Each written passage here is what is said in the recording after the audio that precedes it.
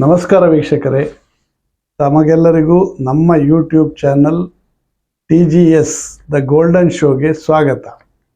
ನಾವು Lok Sabha election announce ಆದ ನಂತರ ಕರ್ನಾಟಕದ ಸ್ಪರ್ಧಿಗಳ ಪಟ್ಟಿ ರಿಲೀಸ್ ಆದ ನಂತರ ನಾವು ಒಂದೊಂದೇ ಕ್ಷೇತ್ರವನ್ನು ತಗೊಂಡು ಅದರ ವಿಮರ್ಶೆ ಮಾಡಿ ಅದರ ವಿಶ್ಲೇಷಿಸಿ ಎಲ್ಲಿ ಏನು ಪ್ರೊಬೆಬಿಲಿಟಿ ಇದೆ, ಯಾರು ವಿನ್ನಿಂಗ್ ಪ್ರೊಬೆಬಿಲಿಟಿ ಇದೆ, ಯಾರಿಗೆ ವಿನ್ನಿಂಗ್ ಪ್ರೊಬೆಬಿಲಿಟಿ ಕಡಿಮೆ ಇದೆ ಅಂತ ನಾವು ವಿಶ್ಲೇಷಣೆ ಮಾಡ್ತಾ ಬಂದ ಸೀರೀಸ್ನಲ್ಲಿ ಈ ಸಂಚಿಕೆಯಲ್ಲಿ ನಾವು ದಾವಣಗೆರೆ ಕ್ಷೇತ್ರದ ಒಂದು ಸಮೀಕ್ಷೆ ಮಾಡೋಣ. ದಾವಣಗೆರೆ ಕ್ಷೇತ್ರ ಅಂದರೆ ಕರ್ನಾಟಕದ ಸೆಕೆಂಡ್ ಫೇಸ್ನಲ್ಲಿ ಇಲೆಕ್ಷನ್ನಿಗೆ ಹೋಗುತ್ತೆ. 7/5/2024 ಇನ್ನು 4 ದಿವಸದಲ್ಲಿ ಇಲೆಕ್ಷನ್ನಿಗೆ ಹೋಗುವಂಥ ಕ್ಷೇತ್ರ. ಈ ಕ್ಷೇತ್ರದಲ್ಲಿ ಕಂಟೆಸ್ಟ್ ಮಾಡೋರು ದಾವಣಗೆರೆಯಲ್ಲಿ BJPಯಿಂದ ಗಾಯತ್ರಿ ಸಿದ್ದೇಶ್ವರ್ ಮತ್ತು ಕಾಂಗ್ರೆಸ್ನಿಂದ ಡಾಕ್ಟರ್ ಪ್ರಭಾ ಮಲ್ಲಿಕಾರ್ಜುನ್.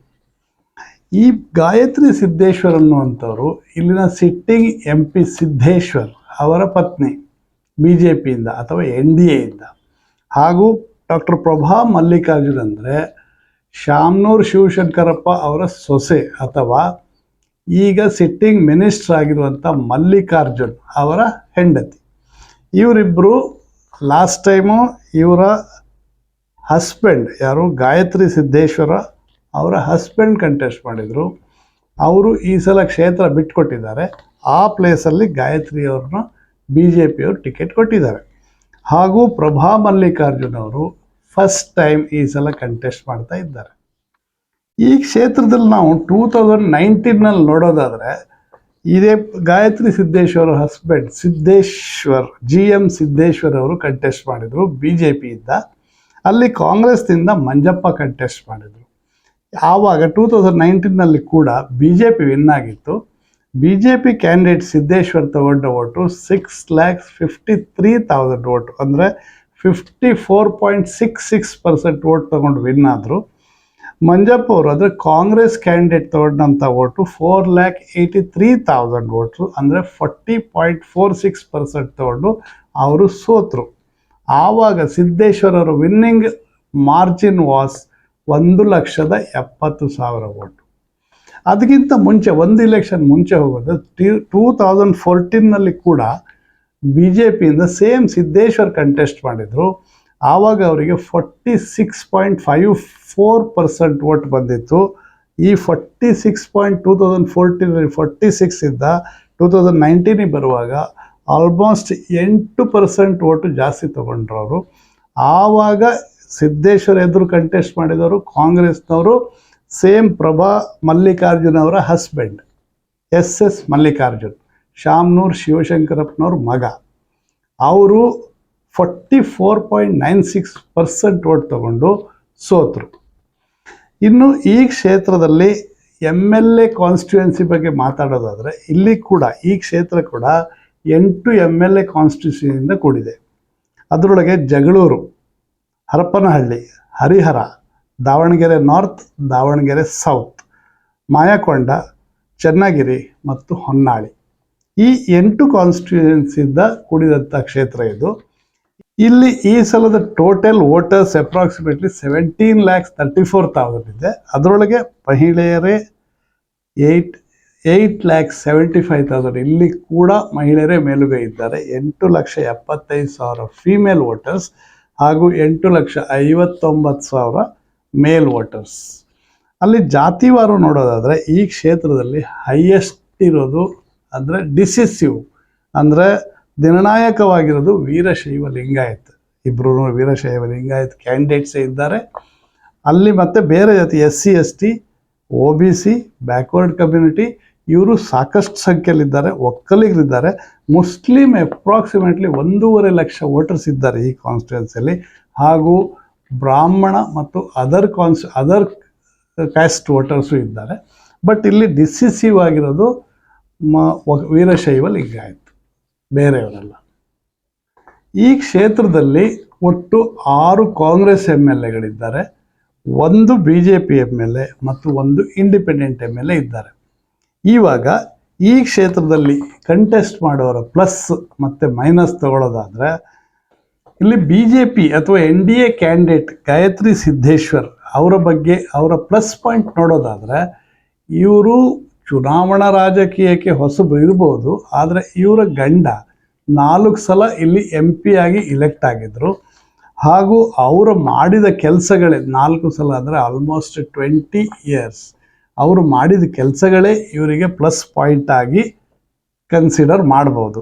ಹಾಗೂ ಇವರ ಮಾವ ಜಿ ಎನ್ ಮಲ್ಲಿಕಾರ್ಜುನಪ್ಪ ಅವರು ಕೂಡ ಎಂ ಪಿ ಆಗಿದ್ದವರು, ಇವಾಗ ಅವರು ಎಂ ಪಿ ಆಗಿಲ್ಲ. ಮತ್ತು ಇಲ್ಲಿ ಸಾಕಷ್ಟು ಹಿಂದುತ್ವದ ಅಲೆ ಇದೆ.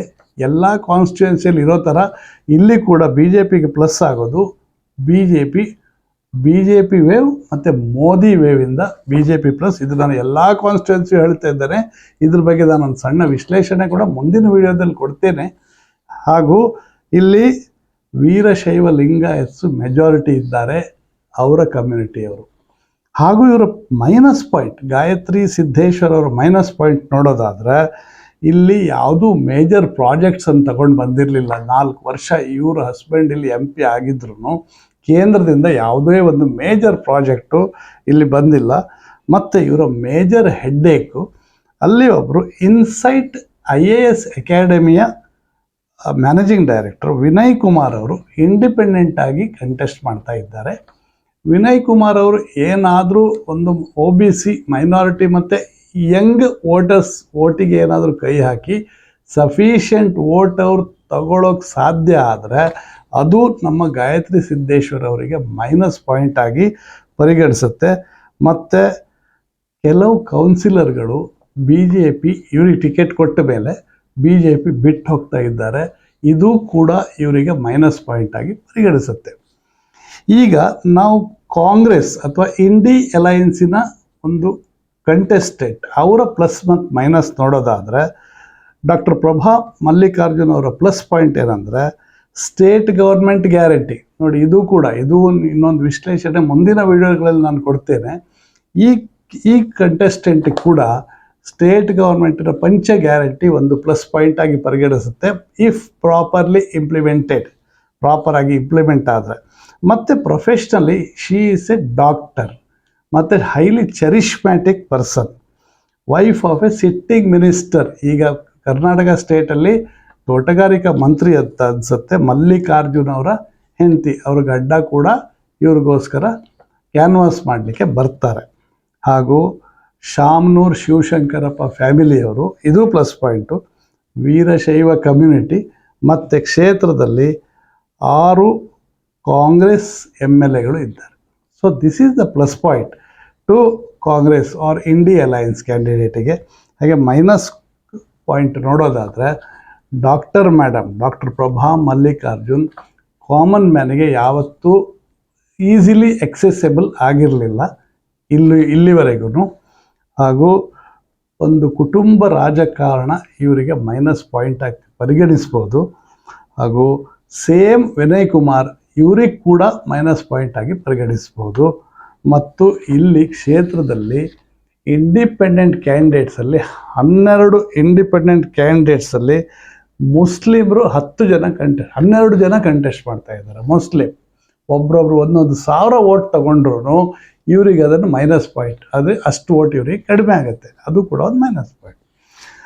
ವೀಕ್ಷಕರೇ, ಈ ವಿಶ್ಲೇಷಣೆ ನಂತರ ನಾವು ಒಂದು ವಿನ್ನಿಂಗ್ ಪ್ರಾಬಬಿಲಿಟಿ ಕೊಡೋದಾದರೆ ಈಗ ನಾವು NDA ಅಥವಾ BJP ಕ್ಯಾಂಡಿಡೇಟ್ ಗಾಯತ್ರಿ ಸಿದ್ದೇಶ್ವರ್ ಮತ್ತು ಡಾಕ್ಟರ್ ಪ್ರಭಾ ಮಲ್ಲಿಕಾರ್ಜುನ್ ಅವರಿಗೆ ನಾವು 50-50 ವಿನ್ನಿಂಗ್ ಚಾನ್ಸ್ ಕೊಡ್ತಾ ಇದ್ದೇವೆ. ಏನೂ ಆಗ್ಬೋದು, ಇನ್ನೂ 3 ದಿವಸ ಇದೆ, ಇನ್ನೂ 2 ದಿವಸ ಆ್ಯಕ್ಟಿವ್ ಆಗಿ ಕ್ಯಾನ್ವಾಸ್ ಮಾಡಲಿಕ್ಕೆ ಟೈಮ್ ಇದೆ. ಏನೂ ಆಗ್ಬೋದು ಆ ಕಡೆ ಈ ಕಡೆ. But as on date 50-50, Gayatri 50 ಹಾಗೂ ಪ್ರಭಾ 50. ನೋಡಿದ್ರಲ್ಲ ವೀಕ್ಷಕರೇ, ಇದು ದಾವಣಗೆರೆ ಕ್ಷೇತ್ರದ ಒಂದು ವಿಶ್ಲೇಷಣೆ ಆಗಿತ್ತು. ದಯವಿಟ್ಟು ನಮ್ಮ ವಿಡಿಯೋಗಳನ್ನು ಪೂರಾ ನೋಡಿ, ಲೈಕ್ ಮಾಡಿ, ಶೇರ್ ಮಾಡಿ, ಹಾಗೂ ನಮ್ಮ ಚಾನಲನ್ನು ದಯವಿಟ್ಟು ಸಬ್ಸ್ಕ್ರೈಬ್ ಮಾಡಿ. ನಮಸ್ಕಾರ.